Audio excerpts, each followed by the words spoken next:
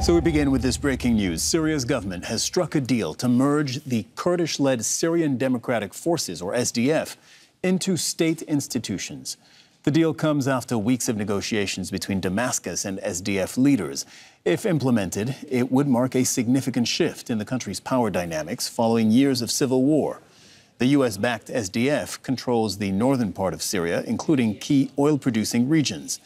Al Jazeera's Resul Serdar is in Damascus. So if this is confirmed, Resul, and you'll tell us in a second if it is, and if it is implemented, this is major. What are you finding out?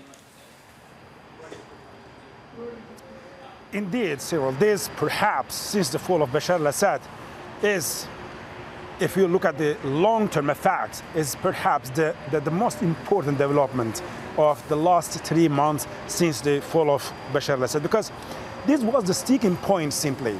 The Syrian territory, whether it's going to be under one single sovereign state or whether it's going to remain partitioned, that was all about this. And now the Kurdish forces, SDF, Syrian Democratic Forces, which is the main ally of the United States and the international coalition in Syria against ISIL, is now saying that, well, it's accepting to now merge with the newly formed Syrian army. That means Damascus will have the sovereign rights on all the territories of Syria. That is quite a major development that after the fall of Bashar al-Assad.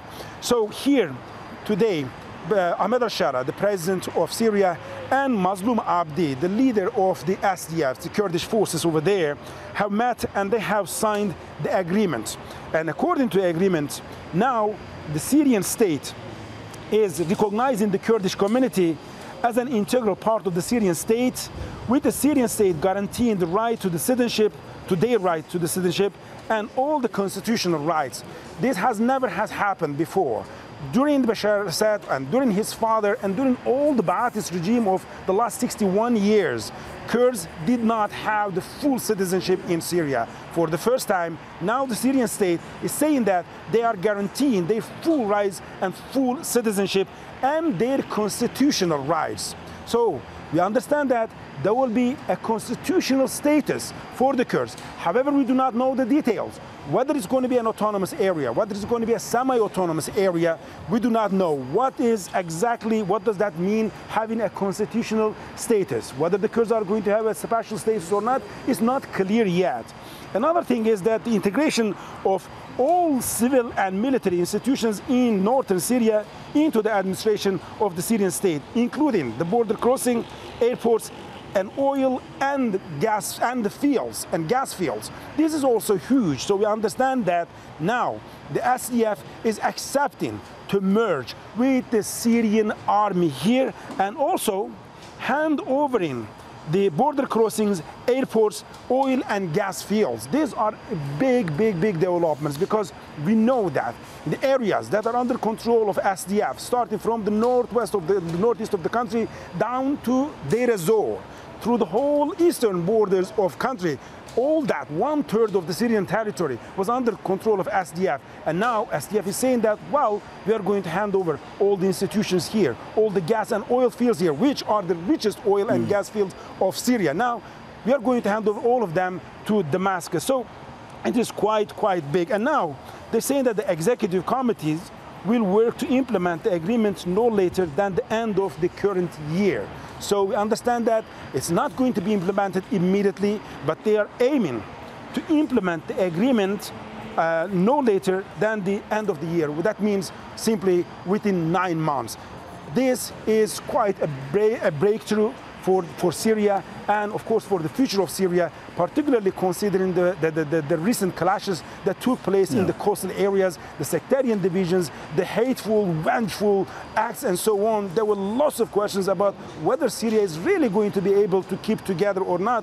This is a major development in terms of Syria really having the territorial integrity and the central government now expanding its sovereignty across all of Syria.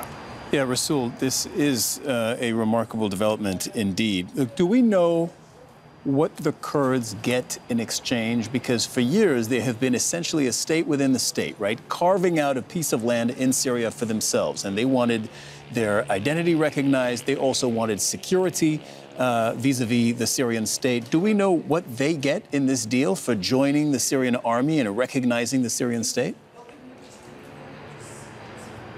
Well, that is not clear here. This is one of the question marks. So just remember, throughout the last 61 years of Ba'athist regime and 54 years of Assad family's rule in Syria, Kurds didn't have a full citizenship here. Because the Syrian state was saying, well, majority of the Syrian Kurds were coming from Turkey, so they do not have the right of full citizenship. It was a kind of permanent residency in Syria. And that was one of the reasons that Kurds, when the Arab Spring started in Syria, well, that was one of the first reasons that Kurds uprising that actually rebelled against Damascus. So now, according to this statement, they are going to receive their full citizenship and constitutional status. So here, the question is that, are we going to see a semi-autonomous, or a region with a spatial status, like that the Iraq, in northern Iraq, there is a Kurdish regional government? Whether it is going to be a kind of model that is reminding of that is similar to that or not, that is not clear. And of course, for Damascus, once you have given a special status to one certain ethnicity or a certain sect here, then the question is, are the other sects like Alawites and Druzes, what about them? Are they also going to have special status? So are we now going through a kind of Lebanese model that Sunnis, Shias, Christians, Druzes have their own special status? They have constitutional rights status? That is not clear for now. And I think in the coming hours and days, we are going to see what exactly is that giving the Kurds, guaranteeing their full citizenship and constitutional rights. What does exactly mean? We are going to figure it out in the coming hours and perhaps days. Resul, you've given us really invaluable context here. And explaining once again to our viewers what's really at stake is essentially the future of Syria as a country and the territorial integrity of this country. Remember, the interim president, Ahmed al-Sharaa, who's been in power only 3 months now, since Bashar al-Assad left on December 8th, well, was ousted, more precisely, on December 8th, Ahmed al-Sharaa has been trying to get Syria back on track. This is a country that's been crippled by war, economic sanctions, but also that did not have full control over its territory, because over in the northeast, you have the Kurds with their security force, the SDF. They have been in control of that part. You have the Alawites, where we've just seen violence between multiple groups, including government forces and the, loyalists to the ousted president, Bashar al-Assad. That's in the northwest. And in the south, you have the Druze. So Syria is often described as a mosaic. This is one example of why. Resul, coming right back to you, the SDF, which have just agreed to fold themselves under the umbrella of the Syrian government and join the Syrian army, if I'm understanding this right, they were backed by the United States. But the U.S., we know, is in a bit of a gray area with Ahmed al-Sharaa. He's still considered a terrorist officially under U.S. classifications and UN classifications, and they still have sanctions on him. So are there any question marks there on how that might work?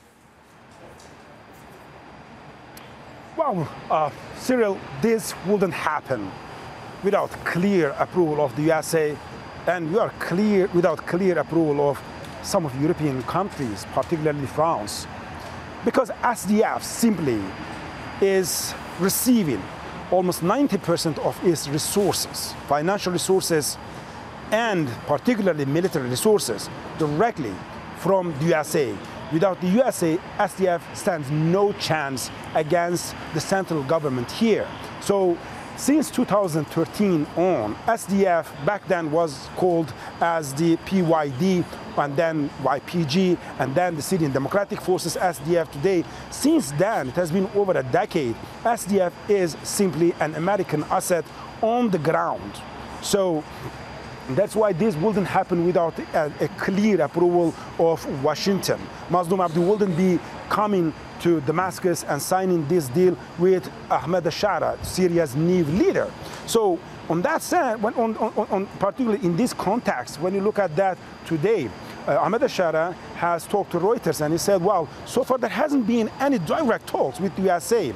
However, he says that Syria is open. They are keeping the door open to have talks with the United States. Now we see that at least there are direct talks between these forces, between the central government, Damascus, Washington, and of course SDF. And indeed, throughout the last 3 months, I have been in Damascus quite for a lengthy time. And I also know, and I can confirm, that there have been some American delegations and high-level officials coming to Damascus and having meeting with the new administration here, despite officially the USA not recognizing the new administration as the legitimate administration in Syria. Indirectly, all of these acts, all of giving approval to the SDF to have an agreement with Damascus, and American delegations after delegations coming to Damascus, meeting with the new rulers of Syria, is definitely showing us absolutely something, that the USA is keen to have an agreement with that. So this is not the case of Afghanistan. This new administration is not being regarded by Washington as the Taliban administration. So in that sense, also we are seeing that Ahmed al-Sharaa is being invited now by some of the European countries and even by the European Commission. Resul Serdar reporting from Damascus. Thank you very much. There's a lot to unpack there, a lot to understand, but we have this breaking news that the SDF, the Kurdish forces that control northeastern part of Syria, have signed an agreement. You see the official picture there released by the Syrian presidency with Ahmed al-Sharaa, the interim president, to come under and to join the new Syrian armed forces. Make sure to subscribe to our channel to get the latest news from Al Jazeera.